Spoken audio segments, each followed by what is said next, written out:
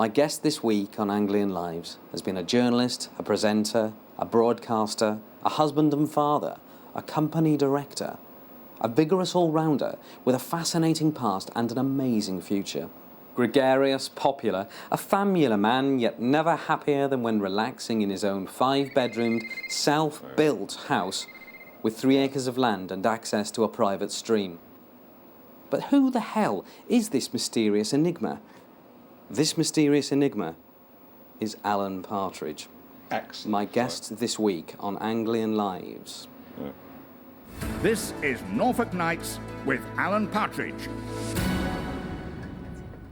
Alan Gordon Partridge is the best and best-loved radio presenter in the region.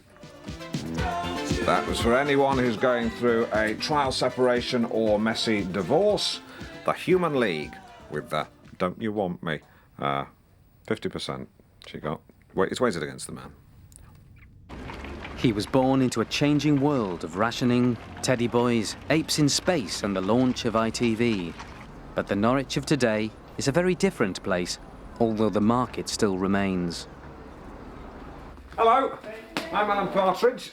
Alan's broadcasting career began as chief DJ with Radio Smile at St Luke's. Second hand, but it's in quite good condition. He makes a point of returning every February. Has anyone never heard of me? No.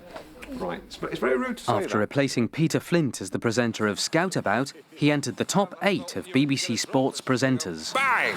And join me, Alan Partridge, for the big race at Marple, the horse race. But Alan's big break came with a primetime BBC chat show. Aha! Sadly, Knowing Me, Knowing You battled against poor scheduling, having been put up against News at 10, then in its heyday. Due to declining ratings, a single catastrophic hitch, and the dumbing down of network TV, Alan's show was cancelled. Not to be dissuaded, he embraced this opportunity to wind up his production company, leave London, and fulfil a lifelong ambition. He returned to his roots in local radio. Call of the night. OK, the lines are buzzing for tonight's hot topic. Who is your favourite rough-voiced singer? Rod Stewart and Chris Rea, big votes for them, but they've been massacred by a late surge from rasping taffy Bonnie Tyler. Wonder how many she smokes. Roots that first sprouted in a field in East Anglia. That's my watch. Well, just lost my blooming watch. Ha! Actually, keep that bit in. It's nice. I think it gives it a human touch. Nice. Now single, Alan is an intensely private man and a keen businessman. 300k all we take it to Sky. He's always on the lookout for new investment opportunities. In town. Tonight, we examine both the public, private and professional faces of Alan Partridge.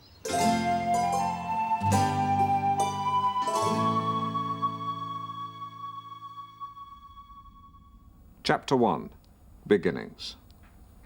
Congratulations, Mrs. Partridge. It's a boy, said the doctor, handing me a boy to my mother. I had just been born.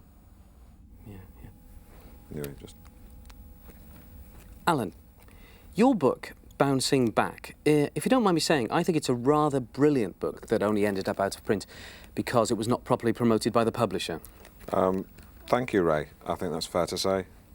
Why did you want to come on television and talk about it? I think to have my side of the story heard, but I'm not expecting an easy ride, Ray. I know you're one of the toughest in the business. Thanks. How did you prepare for the writing of the book? I spent a week in Prestatyn and I read 8 autobiographies, which, as you well know, is more than one a day. And I asked myself a lot of tough questions. I wrote them down and I put them in the book. Shall we have another look at the book? Yes. Where do I look? No, to the right. Am I a broadcaster? Yes. Do I hold a full driving licence? Yes. Am I very good at judo? Yes, little known fact. Did I once talk a depressed man down from a wall? Yes, but it wasn't that high and he wasn't that depressed. He'd locked himself out of his business premises and was trying to get in. That was from a chapter entitled Yes, I Am, No, I'm Not. It's more or less the list I read, but slightly extended. It's the weakest part of the book. Oh, I don't know. I wouldn't say that. Well, what do you think's the weakest part, Ray? Well, it's. I mean, it's all great. I mean, it's all very good. I mean, it's a very good book. Yeah. Mm-hmm. At one point, you speak so movingly about your Toblerone addiction. Yes. We wanted to do a product placement deal with Toblerone, but they insisted on putting a mini Toblerone on the jacket cover, and I felt that would have cheapened an otherwise tragic tale of how I, Alan Partridge, bounced back. I remember one very low point, I got a whole one stuck sideways in my mouth, and a woman who works for me had to break its back with a toothbrush. I actually made myself sick. I mean, I didn't make myself sick. I spewed into a thermos.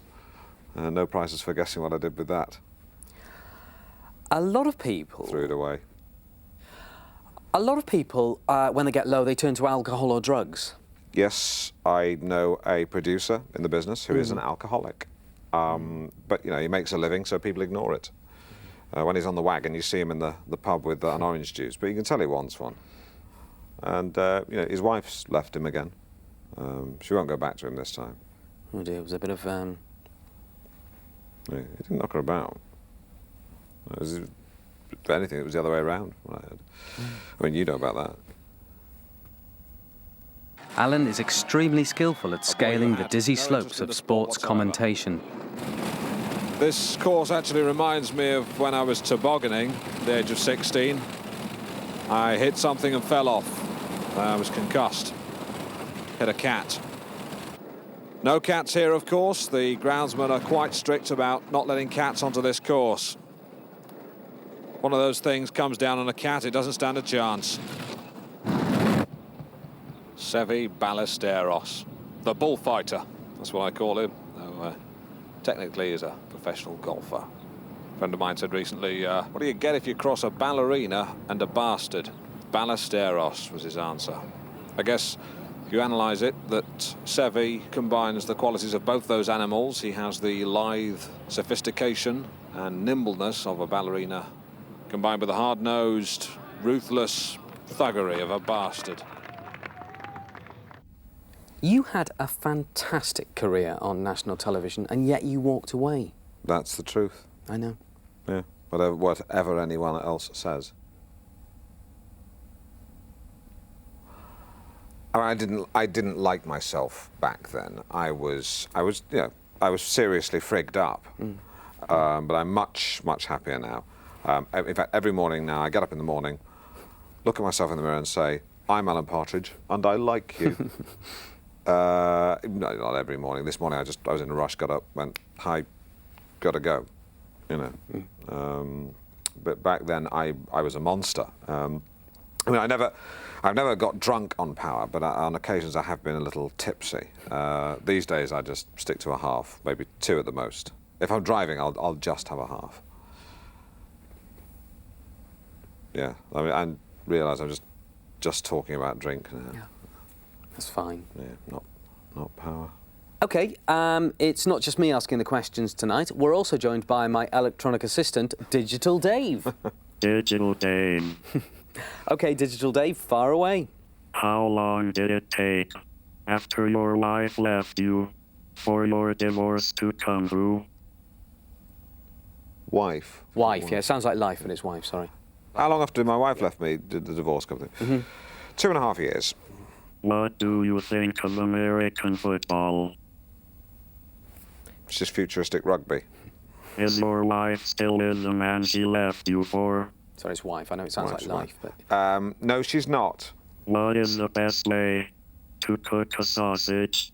It's the best What's way. the best way to cook a sausage? Sausage, yeah. Fork prick the skin to allow the moisture to escape. Simple as that. What would you say to any young people heading for London? To any 9 people heading for London. So what would you say to any young people?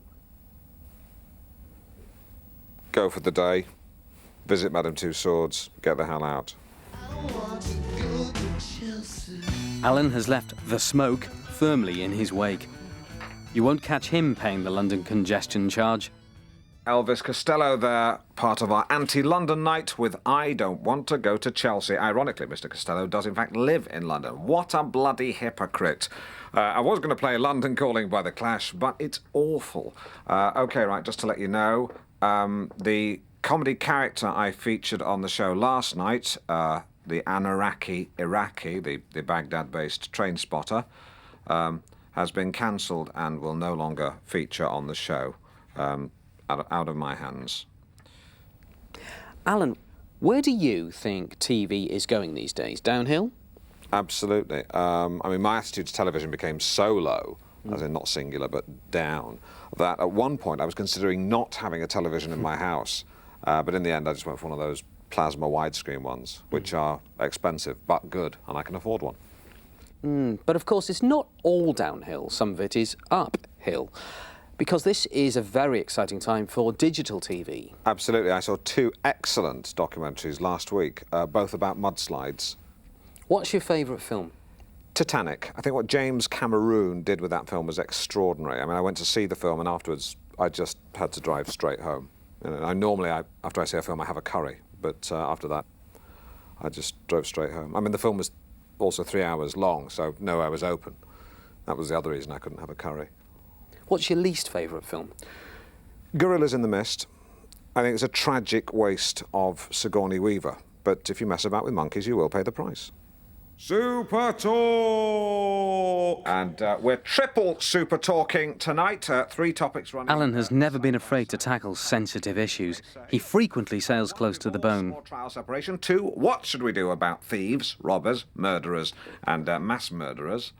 And of course, the subject that's got the lines here in Meltdown for the second night running. Would you eat a colleague to survive? OK, line 1, we have Roy from Caister St Edmunds. Roy.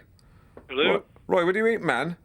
Well, I was just thinking about those rugby players, right? What crashed their plane in the Andes Mountains. Yeah, about bounce. Yeah, and I was wondering, if they'd all been supermodels, or had crashed and not rugby players, then there wouldn't have been as much for the survivors to eat.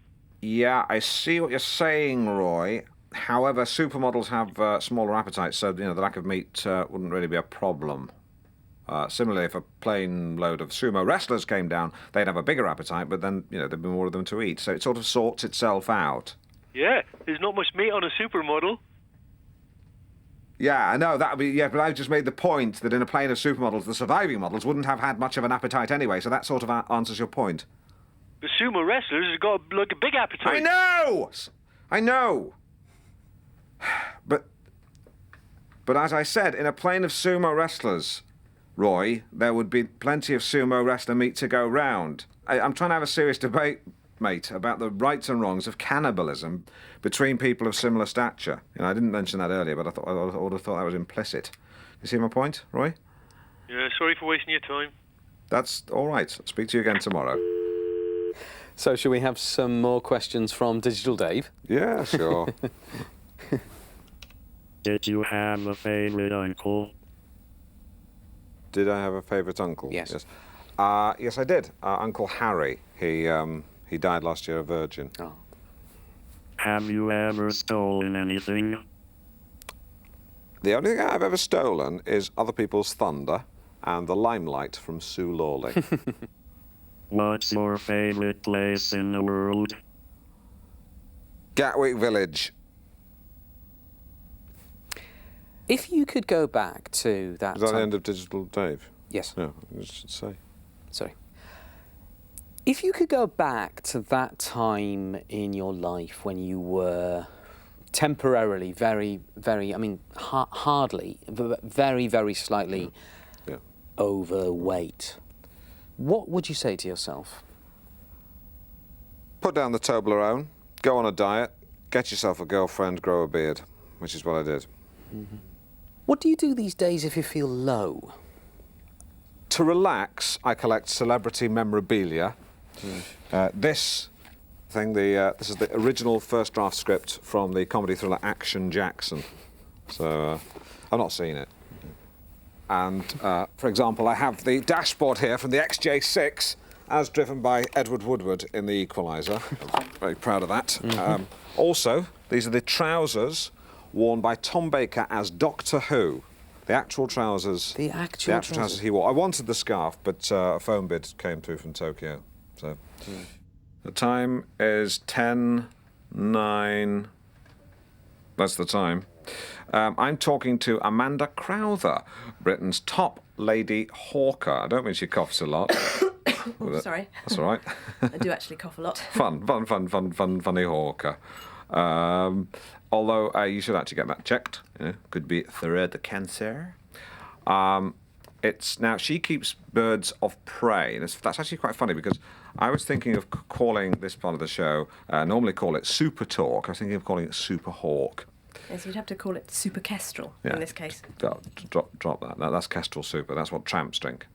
Super tramp. Told you to drop it. Now, Amanda, can you train to the same degree of accuracy the following birds? A gull, a pigeon, a robin, and a bat. No. Why not? Well, the birds have, if you like, a cognitive map in the brain, and that map is more highly developed in certain species than in others. That bell ringing, by the way, is the bell that's attached to her foot. Yes. Why is there a bell on the foot? Well, it's so that we know where she is. Yeah. You can see the problem in the radio studio there. Yes. Should have thought about it before you came on the programme. What are your beliefs? I believe in the paranormal, I think, ever since I saw Christmas Carol. I don't mean a Muppet Christmas Carol with Sir Michael Caine, in which he gave a very moving portrayal of Scrooge. I mean the original cartoon by Dickens. Mm-hmm. But in terms of religion, I also sometimes like to hang out at the coffee shop in Norwich Cathedral, which shuts at 5, which is perfect for me. But it is 5 on the dot. There's no leeway. For a cathedral, they can be pretty officious. They sell club biscuits and scones in cling film, one of the few places that still do. What's happening to our national heritage?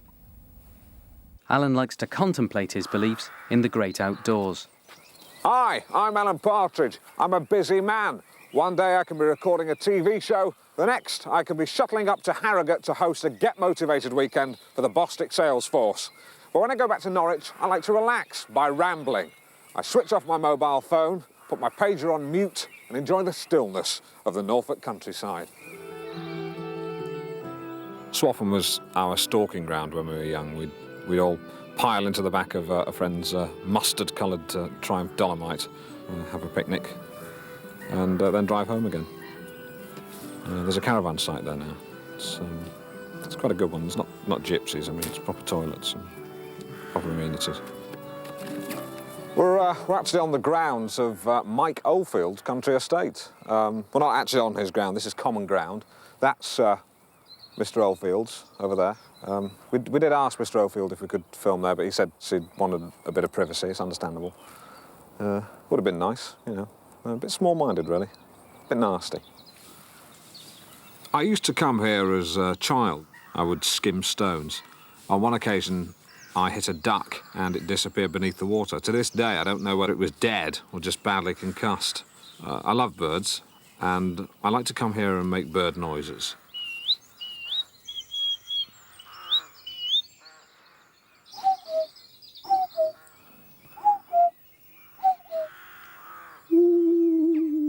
I'm no Dr. Dolittle, but there are times when I think birds are the only ones I can really talk to.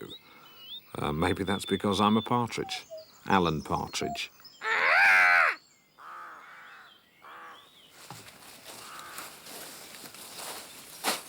Someone should clean up these leaves. It's good to see you wearing trousers too. I imagine wearing a skirt would be very unwise with a hawk flying around. What do you mean? Well, I'm sure there's some sicko out there who put a mini cam on a homing pigeon and train it to believe that knickers is home. Okay. What do you feed hawks on? Mice. What, real ones? Yes, you can buy them frozen. You mean real mice? You don't mean chocolate mice? No, real mice. You do that yourself? Well, sometimes I let my children do it, actually. I think getting children to feed dead frozen mice to birds is technically weird. Well, they're not frozen when I give them to the birds. We let them thaw first in hot water. Oh, my God. Has one of them ever come back to life and then died in the boiling water again? No. It's bad enough for hawks to eat mice. Can you ask it politely but firmly to stop waggling the claw with the bell on? I think it's bad enough for hawks to eat mice, but I think the freezing, boiling thing is just inhuman. It's just natural selection. OK, here's Mark Almond. I heard an awful story about him the other day. I'm sure it can't be true. What are your 3 rules of life? Well, I have 3 rules, Ray. 1, have a cup of coffee in the morning. 2, don't trust anyone. And 3, floss. Shall we have some more from Digital Dave? Absolutely.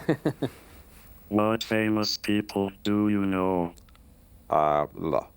That's a tough one. I'll tell you what, best thing is probably if I looked at my phone and let it speak for itself. OK, here we go.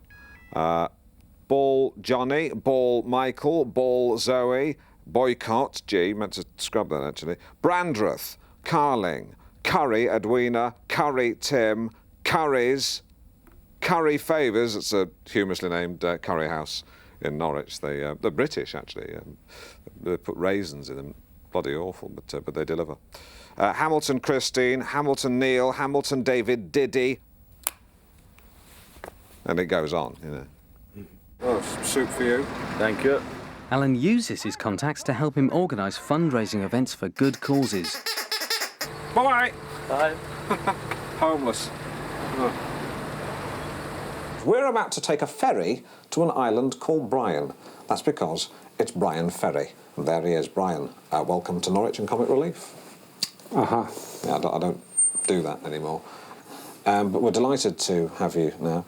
Thanks very much. It's very nice to be here. Now, we all know your contribution to pop iconoclass and neatness in pop, which I know is something you feel very strongly about. But what not many people do know is, and I will be eternally grateful, because Brian here was the very first person to alert me to Tetters and Peps. Do you remember that? It was in a queue for a domestic flight. Oh, yeah. It's fine if you don't remember, Brian, but don't lie. It's Comic Relief. Are you going to be making a donation? Yes, of course. Yeah. Great. Want to get your chequebook out? Just get a pen. I won't tell the audience what you're writing. You're listening to Alan Partridge and watching it. So, as I say, I won't say the amount. So if I say it will buy you 2 microwave ovens, I think, or 3.5 Dyson vacuum cleaners, which again works because I know you're into neatness. There you go. There's one actually put your check card details on the back. Yeah, security. Alan is one of the few people who genuinely enjoys charity work. But, all right then, I will show my bottom. Here it is! It's a plastic bottom. It's a plastic bottom. So £500 to Comic Relief. No, we don't think that's good enough, really, do we? No, I don't care. That's not what we rehearsed. No, we'd like to see the real well, thing. You can forget about that. No, get away! No! Please don't knock my ass! Not my ass! Please, no!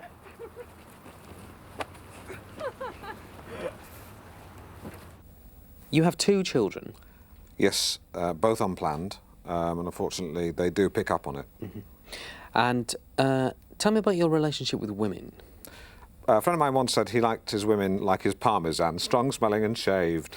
I don't agree with that, but I don't like hairy women. Mm-hmm. I'd say a good 50%, or half, if you will, of my listeners do regard me as a kind of radio boyfriend.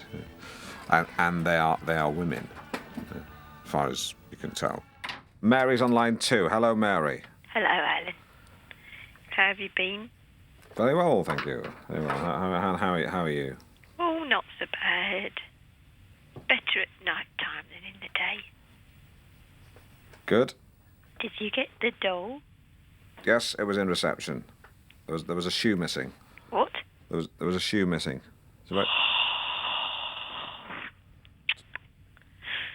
Had rather thinning hair, I seem to remember. Oh, Alan. Looked like it had some sort of alopecia or something like that. Oh, what? It just looked like it was poorly on the head, hair. It was mine when I was a baby. Really? That's lovely, but you don't want to give that to me. Well, it's precious and you're precious. Thanks.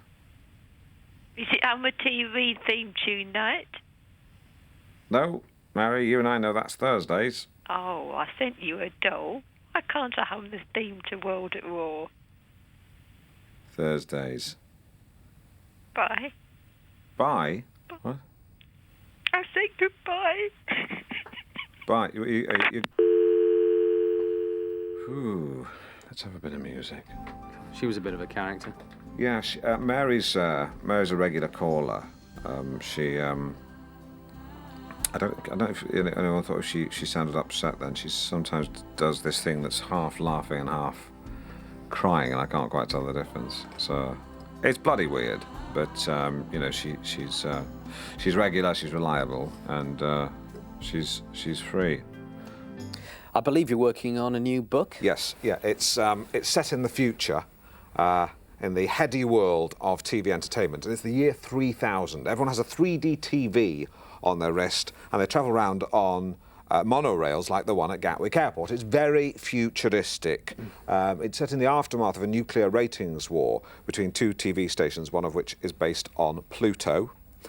And TV presenter Jack Jupiter has 24 hours to do something. I've not figured out what yet.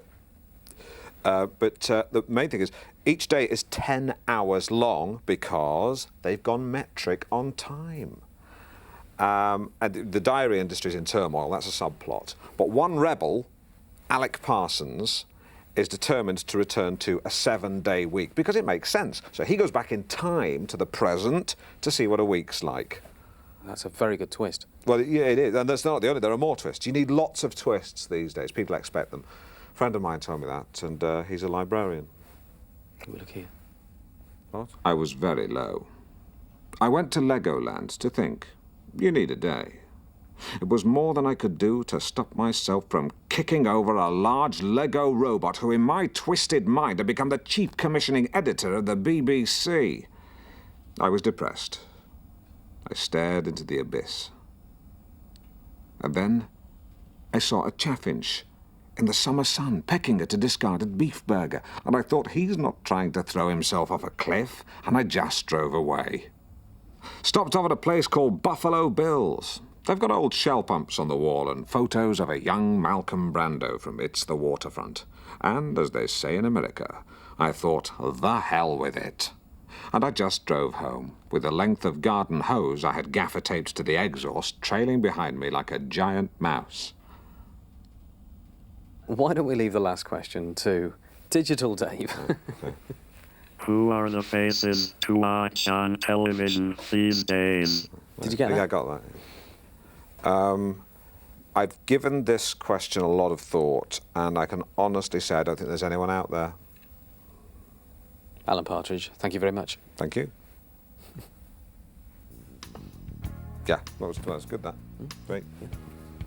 I like this bit. It's a bit like that bit on Melvin Bragg when he interviewed the lad with throat cancer. Harry Potter. Dennis. Dennis Hopper. Yes, I like this sort of keeping the mics on. It's very interesting and trendy. Yeah, cheers. Do you fancy a quick drink? Is it who's going? Just you? Is it? Yeah. Yeah.